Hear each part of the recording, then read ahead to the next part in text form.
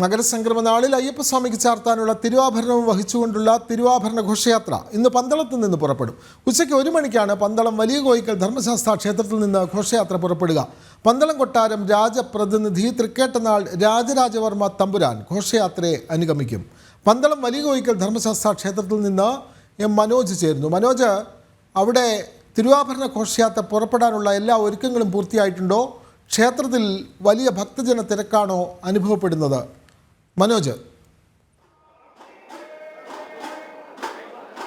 വിനോദ്, കൃത്യം 1 മണിയോടുകൂടി തന്നെ ഈ തിരുവാഭരണ ഘോഷയാത്ര ഇവിടെ നിന്നും പുറപ്പെടും. അതിനു വേണ്ടിയിട്ടുള്ള ഒരുക്കങ്ങളിലൊക്കെയാണ്. എന്തായാലും ഇപ്പോൾ ഈ പ്രദർശനത്തിനായാണ് ഇവിടെ തിരുവാഭരണം അമ്പലത്തിലെ സോപാനത്തിന് മുന്നിൽ വെച്ചിട്ടുള്ളത്. ഇപ്പോൾ ഇവിടെ എത്തുന്ന ഭക്തജനങ്ങളൊക്കെ തന്നെ ആ തിരുവാഭരണം ദർശിച്ച് അങ്ങനെ മടങ്ങിക്കൊണ്ടിരിക്കുകയാണ്. നിരവധിയായി ഭക്തജനങ്ങൾ ഇങ്ങോട്ടേക്ക് എത്തിച്ചേരുന്നുണ്ട്. പുലർച്ചെ മുതൽ തന്നെ, അതായത് പുലർച്ചെയായിരുന്നു ഈ കൊട്ടാരത്തിൽ നിന്നും ഇങ്ങോട്ടേക്ക് ഈ തിരുവാഭരണങ്ങൾ എത്തിച്ചത്. അതിനുശേഷം തന്നെ നിരവധി ഭക്തജനങ്ങൾ പുലർച്ചെ കാത്തു നിൽക്കുന്നുണ്ടായിരുന്നു അത് കാണുവാൻ വേണ്ടി. അതിനുശേഷം അങ്ങനെ ഓരോരുത്തരായി സ്വാമി അയ്യപ്പന് ചാർത്തുവാനുള്ള ആ തിരുവാഭരണം കണ്ട് ആ മനസ്സിൽ തന്നെ ആത്മസംതൃപ്തിയോടുകൂടി ഇവിടെ നിന്നും അങ്ങനെ പോകുന്ന ദൃശ്യങ്ങളാണ് ഇപ്പോൾ കണ്ടുകൊണ്ടിരിക്കുന്നത്. അല്പസമയത്തിനകം തന്നെ രാജപ്രതിനിധിയെ സ്വീകരിക്കും. അതിനുശേഷമാകും മറ്റു ചടങ്ങുകൾ. അതായത് 12 മണിവരെ ഇത് ദർശനത്തിനായി തിരുവാഭരണങ്ങൾ ക്ഷേത്രത്തിലുണ്ടായിരിക്കും. അതിനുശേഷം പേടകത്തിലാക്കും. മറ്റു ചടങ്ങുകളൊക്കെ തന്നെ നടക്കും. ഉടവാൾ കൈമാറും. ഉടവാൾ കൈമാറിയ ശേഷമാണ് 1 മണിയോടുകൂടി ഈ ഒരു തിരുവാഭരണ ഘോഷയാത്ര ആരംഭിക്കുക. അതിനുവേണ്ട എല്ലാവിധ ഒരുക്കങ്ങളും പൂർത്തിയായി എന്ന് തന്നെയാണ് ഇവിടെ നിന്നും അറിയുവാൻ സാധിക്കുന്നത്. ഈ ഒരു 12 മണിവരെ ഭക്തർക്ക് ഇപ്പോൾ ആഭരണങ്ങൾ കാണാനുള്ള ഒരു സൗകര്യമുണ്ട്. അതുകൊണ്ട് തന്നെ എത്രയും വേഗം ഇവിടെ എത്തുന്ന ഭക്തജനങ്ങളെ ആ ദർശനത്തിനായി ഉള്ളിലേക്ക് കയറ്റുന്നതാണ് നമ്മൾ കണ്ടുകൊണ്ട് നിൽക്കുന്നത്. രാജപ്രതിനിധിക്ക് ഉടവാൾ നൽകിയ ശേഷം ഈ ആഭരണങ്ങൾ നീരാഞ്ജനമൊഴിഞ്ഞാണ് പെട്ടിയിലാക്കുക.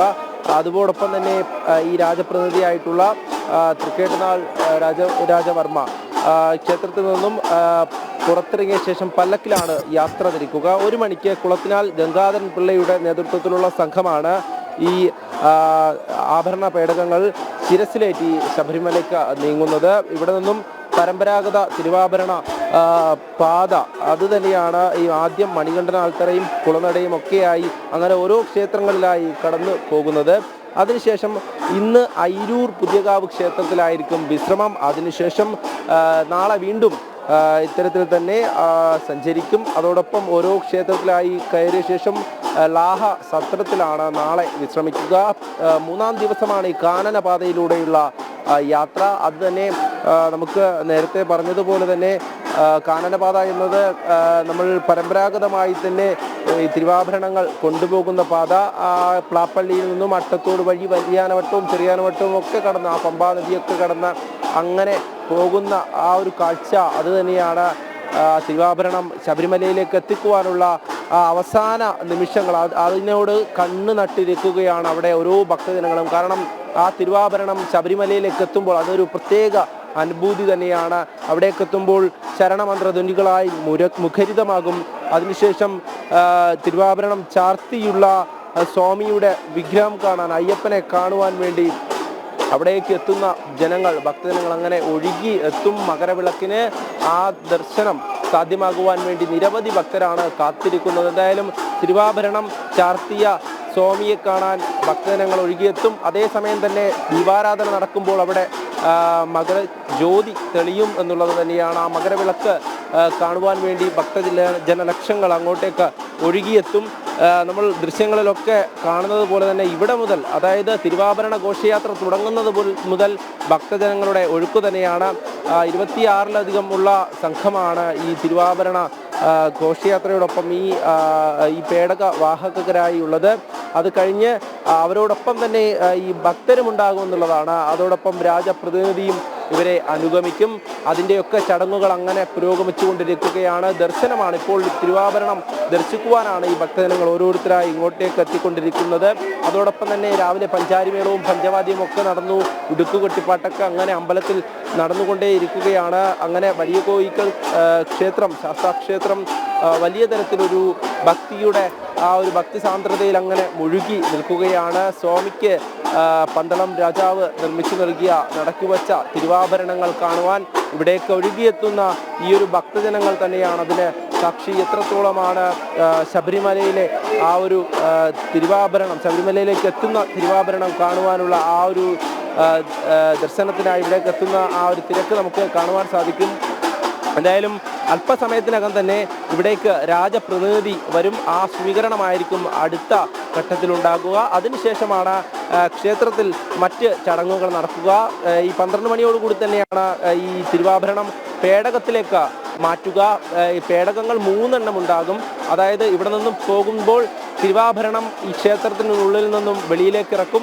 അതോടൊപ്പം തന്നെ മറ്റ് 2 പേടകങ്ങൾ പുറത്തുനിന്നും, അതായത് വെള്ളി പാത്രങ്ങൾ സൂക്ഷിച്ചിരിക്കുന്നതും അതോടൊപ്പം തന്നെ ജീവത കൊണ്ടുവരുന്നതുമായിട്ടുള്ള 3 പേടകങ്ങളാണ് ഇവിടെ നിന്നും ശബരിമലയിലേക്ക് യാത്ര തിരിക്കുക. അതിൽ ഭഗവാന്റെ അയ്യപ്പൻ്റെ ഈ ഒരു ആഭരണങ്ങൾ അത് കൊണ്ടുവരുന്നതാണ്. ആ ഒരു പേടകം കാണുവാനായി ഇവിടെ പുറത്തും അതുപോലെ തന്നെ ആ ഒരു തിരക്കുണ്ടായിരിക്കും. അവരെ ഏറ്റുവാങ്ങി കൊണ്ടുവരുമ്പോൾ അവരെ സ്വീകരിക്കുവാൻ വിവിധ സ്ഥലങ്ങളിൽ മറ്റ് സൗകര്യങ്ങളൊക്കെ ഒരുങ്ങുന്ന ഓരോ ക്ഷേത്രത്തിലും സ്വീകരണം ഉണ്ടാകും. ആ സ്വീകരണങ്ങളൊക്കെ തന്നെ നേരത്തെ പറഞ്ഞതുപോലെ തന്നെ ഓരോ സ്ഥലത്തും ഈ സംഘടനകളും കുടുംബങ്ങളും അവിടെയുള്ള നാട്ടുകാരും ഒക്കെ ചേർന്ന് ഈ സ്വീകരണം ഒരുക്കുന്നുണ്ട്. ഈ ഘോഷയാത്ര കടന്നു പോകുന്ന സ്ഥലങ്ങളിൽ, അതായത് ലാഹ വരെയുള്ള സ്ഥലങ്ങളിൽ 11 സ്ഥലങ്ങളിലാണ് ഈ പേടകം തുറന്ന് ദർശനം സാധ്യമാകുക. അതിനുശേഷം 50-ലധികം ഈ സ്ഥലങ്ങളിൽ തന്നെ ഈ പേടകങ്ങൾ ഇറക്കി വെച്ച് തൊഴുന്നതിനുള്ള അവസരമൊക്കെ ഒരുക്കിയിട്ടുണ്ട്.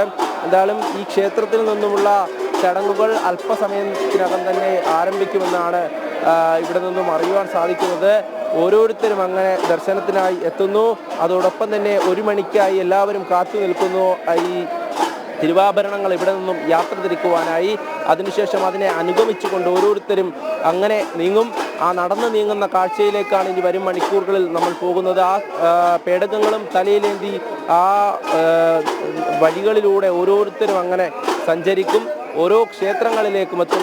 അവിടെയൊക്കെ തന്നെ ശരണമന്ത്രങ്ങൾ ഉയരും. എല്ലാവരും ഒരേ സ്വരത്തോടുകൂടി ഇനി മകരവിളക്കിലേക്കുള്ള ആ ഒരു യാത്രയിലാണ്. ഈ മണ്ഡലകാലത്തിന് പരിസമാപ്തി കുറിച്ചുകൊണ്ടുള്ള ഓരോ ദിവസങ്ങളും അങ്ങനെ കടന്നു പോകുമ്പോൾ അതിൽ ഏറ്റവും കൂടുതൽ പ്രാധാന്യമുള്ള ദിവസങ്ങളാണ് ഇത്തരത്തിൽ ഈ തിരുവാഭരണ ഘോഷയാത്ര ആരംഭിക്കുന്ന ദിവസവും അതോടൊപ്പം തന്നെ മകരവിളക്കുമൊക്കെ. എന്തായാലും ആ ഒരു ചടങ്ങുകളിലേക്ക് കടക്കുമ്പോൾ ഏറ്റവും പ്രാധാന്യം ഇവിടേക്ക് ഈ ദർശനത്തിനായി എത്തുന്ന ഇവിടെയുള്ള ഭക്തർ തന്നെ ഇവിടേക്ക് എത്തുമ്പോൾ അവർ തന്നെ പറയുന്നു, അതായത് തിരുവാഭരണം നേരിട്ട് കാണുക എന്നുള്ളത് അത് ഏറ്റവും വലിയ പുണ്യമായി തന്നെയാണ് ഇവിടെയുള്ള ഓരോരുത്തരും കാണുന്നത്. കാരണം സ്വാമി അയ്യപ്പൻ്റെ അവിടെ പൂജയ്ക്ക് അയ്യപ്പസ്വാമിക്ക് ചാർത്തുന്നതിനുള്ള തിരുവാഭരണം അയ്യപ്പൻ്റെ പിതൃസ്ഥാനീയ കേന്ദ്രമായ പന്തളം കൊട്ടാരത്തിൽ നിന്നും ഇന്ന് ഉച്ചയ്ക്ക് പുറപ്പെടുകയാണ്. ഇന്ന് ഉച്ചയ്ക്ക് പുറപ്പെടുന്ന തിരുവാഭരണ ഘോഷയാത്ര നാളെ വൈകിട്ടോടുകൂടി സന്നിധാനത്ത് എത്തും.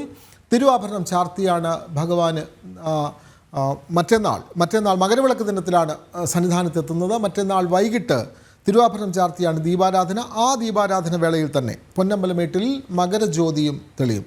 പന്തളം വലിയ കോയിക്കൽ ക്ഷേത്രത്തിൽ നിന്നും വിവരങ്ങൾ നൽകുകയായിരുന്നു മനോജ്.